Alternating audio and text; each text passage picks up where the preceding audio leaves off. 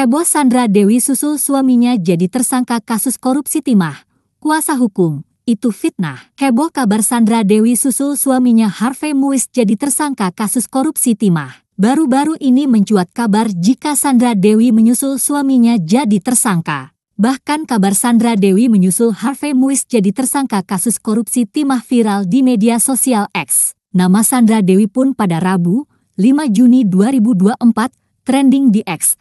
Hingga pukul 22 WIB sudah ada 14.000 postingan yang menyematkan nama Sandra Dewi. Pengacara Harvey dan Sandra, Haris Arthur lantas buka suara. Ia menegaskan kabar yang beredar di media sosial merupakan bentuk fitnah. Sampai saat ini Sandra Dewi masih berstatus sebagai saksi dan tidak ada penetapan tersangka. Diakui Sandra Dewi memang sudah 2 kali dilakukan pemeriksaan oleh Kejagung RI terkait kasus korupsi timah yang menjerat suaminya. Haris meyakini jika Sandra Dewi tidak akan ditetapkan tersangka atas kasus yang menimpa Harvey Muiz. Haris mengakui kalau Sandra Dewi begitu terpukul ketika sang suami, Harvey Muiz ditangkap dan dijadikan tersangka kasus dugaan korupsi Rp271 triliun bersama PT Timah. Belum ada pernyataan resmi dari penyidik dalam penetapan tersangka yang bersangkutan. Artinya sampai saat ini masih status yang bersangkutan sebagai saksi, kata Kepala Pusat Penerangan Hukum Kejagung Ketut Sumedana saat dihubungi,